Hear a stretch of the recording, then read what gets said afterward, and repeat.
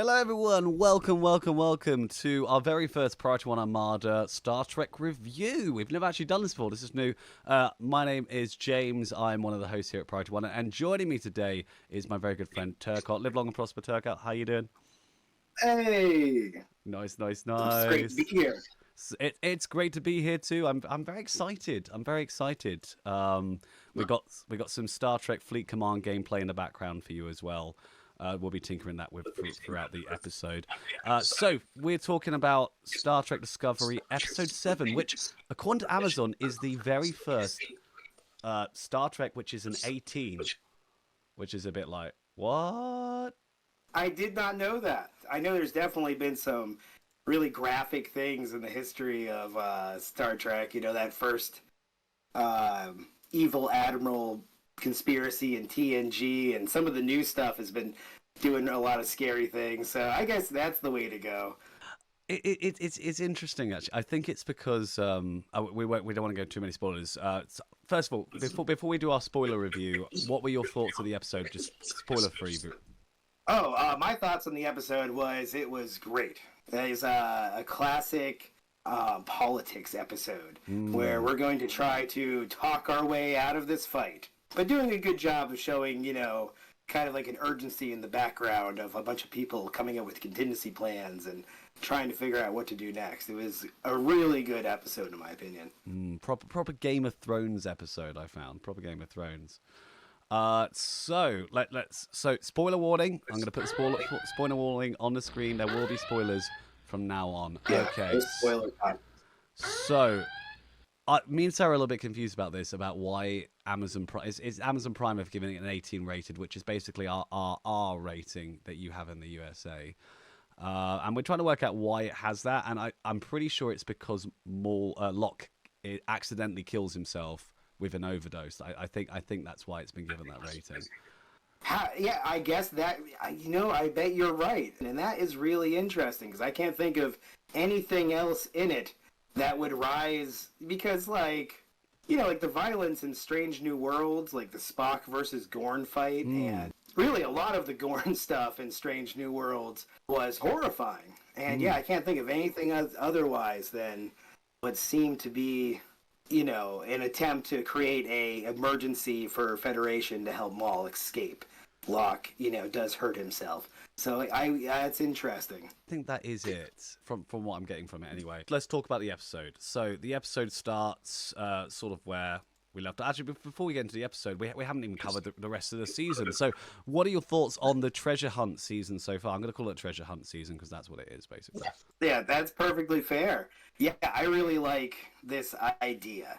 It is Star Trek seems to be dealing with some of the big questions it set up years ago recently. In the comics, it kind of dealt a lot with the ideas of the various gods, but like lowercase g, because there's so many of them going around and how that works. And then now dealing with what was a really crazy storyline from TNG, the progenitors, where like, hey, kind of all these species we're all from the same place. The classic alien comes to a planet, seeds it, and turns out all of us who were in the world of Star Trek, or at least a lot of us, I'm not sure if that, there's maybe some other species that don't, weren't a part of the progenitor thing, but a whole bunch of the main, species, of Star Trek turned out to be we're all brothers and sisters. And so that was an interesting thought. It was a very, it's a very beautiful thought for the original show. But it's also, sci-fi, and they're exploring it. And that's a dangerous thing to explore. I hope they have a really good, sci-fi punch, something that really makes us go, oh, that's cool at the end of this, because they are dealing with a really big question. What do you think so far? So far, I mean, we've seen the return of the ISS Enterprise, which was absolutely insane. We have seen. I mean, I don't know about you, but for me, season 5 has been like season 4. Like Discovery was starting to get better.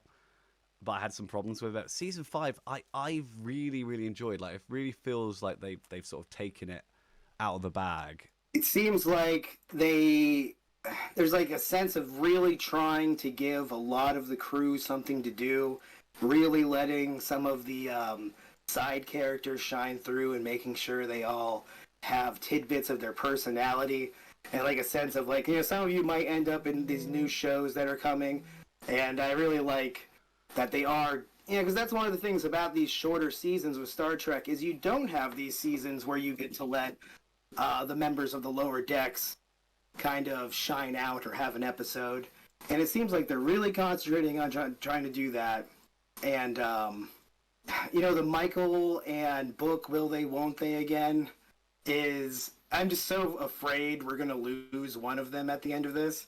They definitely did it's Saru's last day on the job and really scared you, I believe, in episode 3 when they went to visit the planet that had the electromagnetic field that everything ran off of, and they had to do an EMP to get out of it. But that whole thing was, really pushing hard. It's his last day on the Force. He was one day from retirement. Yes, and that was pretty funny, and he got out of it. But I do feel like we have a big death coming. I'm worried about who it could be. Yeah, and the mysteries have been fun, and I like seeing the continued tour of the galaxy, where we, in like Lower Decks, we've been getting a lot of really interesting planets and looks at some of our favorite like species, like tidbits, like the idea that the Caitians used to hunt the Betazoids, or we got to look at Ferenginar. And in this, we're promising to look at Betazoid, which I'm excited about more. Or, like maybe next episode will have something to do with Betazoid. I thought this episode would. But we just found out more about this cosmic library, which was a really, really cool idea. Well, obviously we're going to the Badlands from DS9, which is and obviously Star Trek Online, which is very exciting. I'm excited to go there. I mean, as soon as I saw the plasma storms, I'm like, are we going to the Badlands? Are we? Yeah, I think we're going to the Badlands, guys. Which is really cool. They've really made an effort this season to make sure that there's Easter eggs there. They've connected it to the wider universe. Obviously, we talked about the progenitors already, but we've had name drops of Picard. We've seen Morn on Discovery's bar. A race. Whether it's Morn or not, we don't know. I in my head canon, it's just Morn, and his race is like lives for thousands of years. That's he just sits at the bar for thousands of years. I was gonna say, I loved in that scene. I did love the cocktails with which is really like all the rage in a lot of real bars now. These smoke bubbles that they blow into your drink, and it having be the representation of the now expanded Federation flag, thanks to the efforts of the last season. So that was really cool. That whole little scene. What do you think about the Infinity Room? So I think it's a really cool idea. Like, you can't tap into comms there. Like, it makes sense. Like logically, you create like a bomb shelter where you could have secret meetings. I mean, yeah, it makes sense to me. I like it. I've liked everything about this season. The setup at the beginning. Big spoiler alert. Again, we've already given so many spoilers at this point, but we get the whole Breen storyline. Like I know some people aren't a fan of it, but I'm loving the fact that we got a deep dive into the Breen. And I think after 800 years, we're allowed to at least look and see what the Breen looked like. I know some people wanted to keep it a mystery and were a little bit saddened, but I'm sort of like, no, actually, it's cool to explore their culture and learn a bit more. If they feel like the Klingons that. They're that race of aliens we've never really looked at, So I think it's really cool. And have you seen the size of that Breen ship in this latest episode was basically a Voth Dreadnought size ship. I know I annoy the people watching Star Trek with me when I'm like, that's going to be in a lockbox. Oh, it's going to be. It's going to be a lock. It might be a promo ship. Could be a promo ship. But yeah, it was awesome, right? Mm-hmm. It's so big. And yeah, just like the fact that it's dwarfing what is the main star base of this now, you have to remember, downgraded Federation that's trying to climb back, going to war with the Breen now, and if that's one of their ships. But yeah, it was so cool at the end though when the other ships came to back it up. What is the new Voyager? And God, what else was there? Those ships were great. Yeah, I love the 32-second ships with yes, the catch nacelles look. It's so great. it's really cool. I hope in Star Trek Online it's the ship ends up being bigger than the J. Now I love my Enterprise J, but it would be nice to have a ship that's bigger than it, because if we ever got a Citadel Dreadnought playable, you'd be upset if it wasn't at least bigger than the J. You know? Yeah, it's got to be enormous now that we've seen that. 32-second Breen ship should be huge. Yeah. And it was great too, because the meeting with Rayner is like, "What do you think you should do?" And he just kind of starts like offering an alternate Star Trek Online build for the the Starbase. Like, we need to invest in Tetrion. We need to get this going right now. And they're like, "You can leave." Did you see what they did with Rayner on that episode, where they basically made him reference what Burnham did in the very first episode? I recommend we fire first. It was a reference to the very first episode. You didn't notice that? Yeah, they referenced, and then Michael turns to him a little bit later in the episode and says, "I heard you almost mutinied like I did against the Klingons." And I was like, "Oh, Discovery, well." That's great. Give him a Vulcan hello. Yeah, and it's amazing to me that they've really got it. They've nailed it this season with the references, with the characters. It feels like a complete Star Trek show, and now you've cancelled it. I definitely cheered when Tilly's like, "You want to come and be a teacher with me at the academy?" And Michael Burnham says, "Maybe." I'm like, "Oh, please, keep this character around." I'm scared they're going to kill Michael. Nah. She has become, since the, 3 episodes where she went diehard getting her ship back at the Emerald Chain season, Yeah. she's been one of my favorite captains ever now. It's just I love how relentless she is. And she has Forrest Gumped her way through the world of Star Trek. And at this point, yeah, I just can't wait to see. I just want to see her hang out with Kirk at least once. That's my big thing. So Kirk said he might come back, and I'm just in my hopes, fingers crossed, he's a final episode cameo. Oh, so you think they've already got him in the show, and Yeah, he's and he's just the teasing idea. it. Oh, okay, interesting. So, Hope against hope, but that's my hope for every season of every Star Trek. just bring Kirk back. Just bring William Shatner back. Okay. Especially in Lower Decks, and they teased us so much with what was a wonderful cameo of Sulu.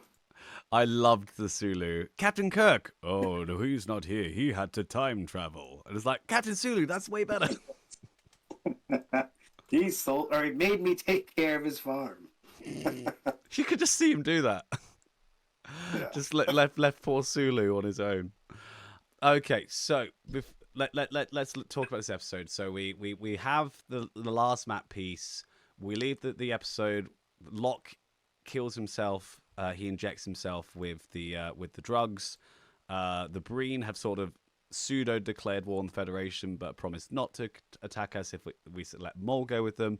Book's upset because Michael has let Maul go away, even though Maul's got a plan to res Locke using the progenitor tech, which I think will lead to a different outcome than what we see in the future projection that we got from when we went to the future, because evidently Maul is now doing it out of love, not out of just trying to save Locke. I mean, she was trying to save Locke before, but now she's trying to really save Locke. So I feel like she's got a plan just to save him, and we'll probably blow up the tech. The tech's going to blow up, but we're going to save Locke in the process. I was really happy, that the marriage was enough, that it was like, and that was also cute, the little tidbit about the wrist, that little bit about Breen culture now. I was really thinking she was going to say, that she's pregnant. That's what I was thinking there. Like, I have, another heir. So, but they didn't go that way, and I like that she just gets to be, his wife, and that's good enough in this culture. Like, well, she's got us politically.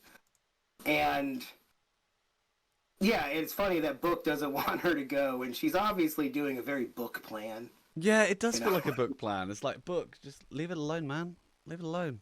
Yeah, she's doing a thing. You can tell she's doing a thing. You can tell she's let the woman cook. Okay, let's shorten it there. What are your final thoughts on the episode? Yeah, I cannot wait for the next one. It's this is it. It's coming up to the end here, and um, where are we going to leave the 32nd century for Star Trek fans? That's so interesting to me. So I'm just really excited. Yeah, like you said, we both agree this season's been great. I can't wait to talk more about it. Same here. Well, we shall see you guys next week. I'll be posting this video, be doing some editing tomorrow on it and getting it posted. Live long and prosper, guys. My thoughts on the episode are that I can't wait to see the next one too. So we'll be joining you next week for another one of these, and bye. Goodbye, guys. Say goodbye, Turcot. Live long and prosper.